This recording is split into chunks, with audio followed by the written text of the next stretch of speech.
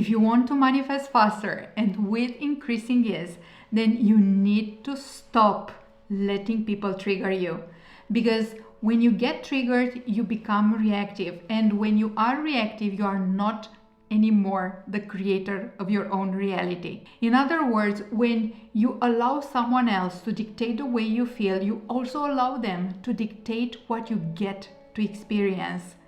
You are not the driver anymore. You are the trailer being driven around. So in this video, I'm gonna share with you how exactly you stay unbothered even when mistreated, and how exactly you detach yourself from people and situations so that you stay anchored in your power, in your trust, holding the manifestation coming through no matter what until it's done. Hi, I'm Cristina. I'm a manifestation coach and success hypnotherapist, and my work is to help you master the business energetics and success energetics that allow you to create illogical results in your business, in your life. If you are returning to my channel, welcome back. And if this is your first time, I'm so happy to have you here. So guys, let's dive in. Let's dive into an extraordinarily potent process that will be helping you become unbothered. So let's say that the triggering situation just happened. Maybe someone that said yes to your offers, to your programs, ghosted you, and then you found out that they signed with another person, with another mentor. Maybe a client stopped respecting their payments. Maybe your partner disrespected you and your dreams, and you had a not very pleasant conversation. Whatever is a triggering situation that you can imagine, let's imagine that it just happened. Here's the process that will be changing your life, will be helping you deal with triggering situations and people and stay unbothered. So the first step is to stabilize your nervous system. And one effective way is to use the square breathing. Square breathing works like this. You are breathing in for 4, holding for 4, exhaling for 4, and then holding for 4. And then repeating all this as many times as is necessary until you calm down. You will calm down. This is an extraordinarily effective technique. Another thing that you can do in order to stabilize your nervous system is to start opening your posture, start opening your body. Meaning, instead of staying crunched and closed, which is closing, is freezing the emotions, negative emotions inside your energetic body, what you want is to actually open up your chest, straighten your shoulders, and also let yourself move so that you let those emotions, negative emotions, to move through your body. Another thing that you can be doing is to enlarge your line of vision. So instead of watching your phone, scrolling on your phone, instead of looking at your foot or looking at the wall or looking at something that is very close to you, what you want is to go to a window or go outside and look at the horizon line, look at the profiles of the buildings on the sky. Allow yourself to enlarge your line of vision, because when we get triggered, we have this impression of being trapped, of being cornered. So when we are enlarging our line of vision, we allow our nervous system to calm down. So this is the first step, stabilizing your nervous system. The second step is to process your emotions, and this is so crucially important to do immediately when you are being triggered. And this is the opposite of trying to dismiss your emotions or trying to push against your emotions. The first thing that we want to do is to give a name to what we are feeling, name our feelings. And this is crucially important because we can only transmute what we are aware of.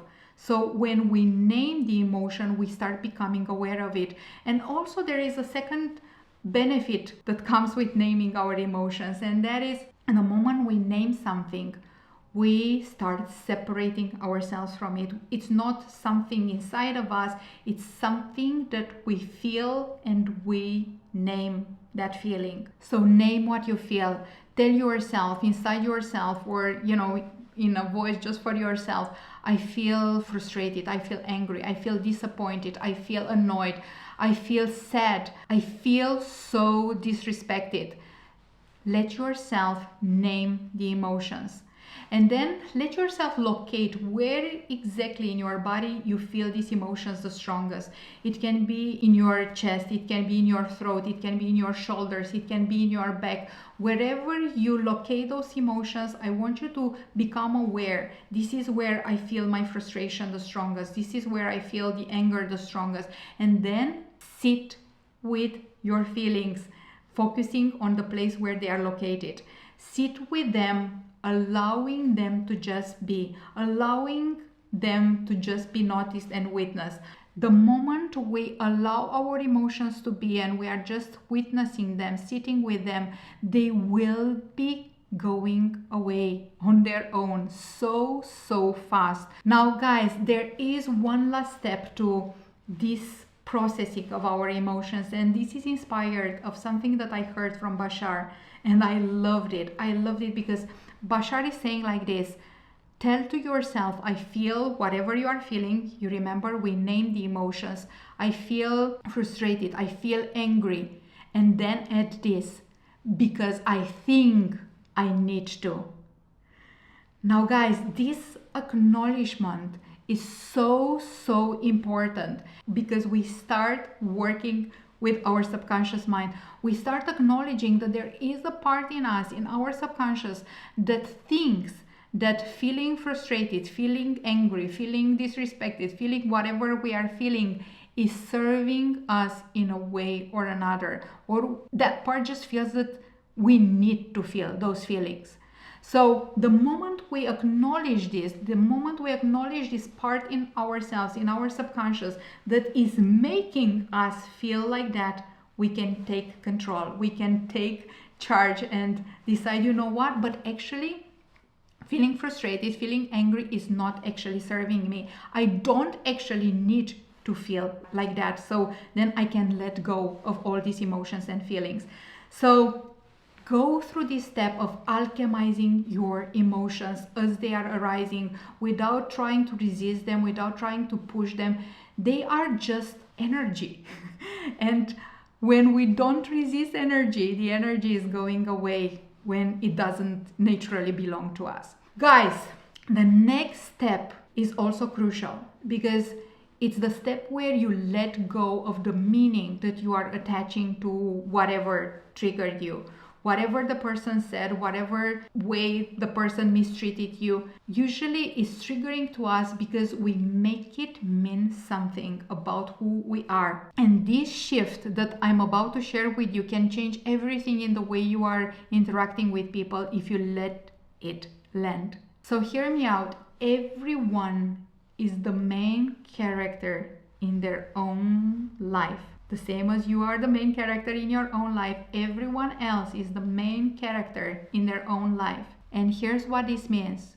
It means that when someone does something which they believe that serves them, and that hurts you, it's nothing personal. You are just a collateral damage. And this, understanding this, doesn't make it right, whatever people are doing, but it makes it easier for you to not make it personal, not make it about you. You are just a collateral damage. You were there and you got hurt, and that's it. It's nothing about you. So hear me out. Every time you feel triggered, only after you process your emotions, I want you to ask yourself, why have I been triggered? What did I make it mean about me? And then let go of that meaning. Whatever people are doing, it's about them. It's about them, and it has nothing to do with you personally, cannot define you unless you allow it. And this is your reminder to let go of any meaning, let go of anything that you made the trigger mean about who you are. Another very important thing to do here around this step is to ask yourself, what is the lesson that this situation is bringing me? What can I learn from here in order to evolve?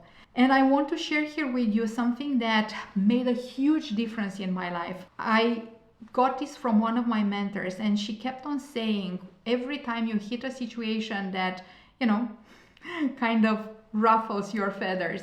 I want you to remind yourself, it is what it is, and that's all that it is. How can I move forward from here? It's so powerful. It is what it is, and that's all that it is. How can I move forward from here? You feel the freedom, like we don't make the thing, whatever the thing is, to be about who we are. We let go of any meaning. We just allow it to be, and then we ask ourselves, cool, what is the lesson and how can I move forward from here? So use this expression, use this internal way of pivoting and let go of the meaning, take the lesson and move on. The fourth step is to create a new boundary. And I want to clarify what a boundary is. A boundary is a standard that we set for ourselves that is also enforced by a consequence when it comes to our relationship with other people. So we have the standard, I'm only available for this. But if you are crossing that line and you are not observing my standard, there will be a consequence. And we need to be very clear and firm around the consequences that are enforcing our standards, because boundaries keep us healthy. Boundaries are allowing us to set a standard for our reality so that reality can meet us at that new standard. And honestly, every quantum jump in reality is always the result of us elevating our standards and holding everyone and everything, starting with ourselves, to those standards. So let's look at this in more concrete ways. Let's say that you have many people that are hopping on clarity calls with you and then they are ghosting you. Maybe a boundary in there is to select better who you give your time to, who gets to speak with you in the first place. Maybe you have a better filtering process and only the persons that really truly look like a good fit get to have access to you and your time.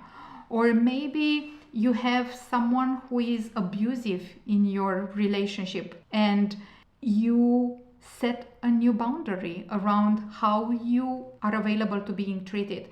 And you tell that person, if we are not able to respect this standard, then I'm gonna withdraw myself from the conversation. Or maybe you have an abusive client, a client that doesn't have boundaries themselves, so they can't respect your own boundaries.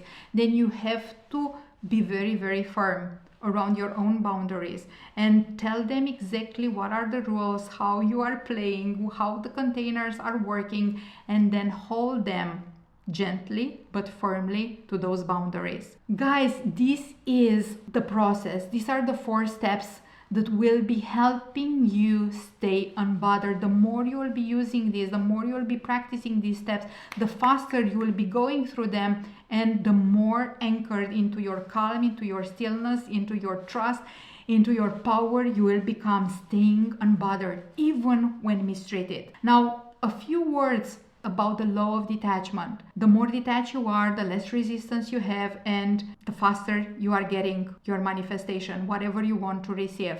We all understand this, but it's so much harder to apply this when it comes to our relationships. And we get so attached to people and how they behave. And the more attached we get, the more we push a certain person and their behavior into being our how for our manifestation. And that is really like trying to push our manifestation, to force our manifestation through a small, tiny door, instead of opening up to all the infinite possibilities that are there for us to receive whatever we want to be receiving. So this is your reminder to let go of control, let go of how people behave, let go of people, and let things unfold naturally. That creates so much harmony. And this means that you are clearly setting your intentions for what you want to create, and then you hold that vision. You let yourself enjoy being in that next level reality. You Rest in the consciousness that you are already there, you already have it, it's already yours, and you are deeply enjoying it. And then you take action, aligned with where you are going and what you are creating. And then you let go. You let go of the how and when of your manifestation. The how, I can guarantee you, the how that is divinely orchestrated will never involve you getting disrespected or getting hurt. And if your how right now is bringing you a lot of stress, that's the clearest sign that that's not your how. You are just trying to force your manifestation. So unhook yourself. Unhook yourself from the person that said yes and then they ghosted you. Unhook yourself from the partner that looked great on paper but they did not treat you that well. Unhook yourself energetically from the abusive client and hold them gently but firmly to your boundaries. Let go of pushing someone and their behavior into being your how, and open up to infinite possibilities instead of that. Guys, this is what I wanted to share with you. If you enjoyed this video, let me know in the comments. I always love hearing from you. And if you vibe with this work that I'm sharing here, hit the subscribe button and the bell button so that you get notified when I post a new video that might interest you. And if you want to go deeper, I recommend you to watch next this video here on how to deal with your current reality when you are manifesting. The 4 law of assumption secrets that will be changing your business and your life.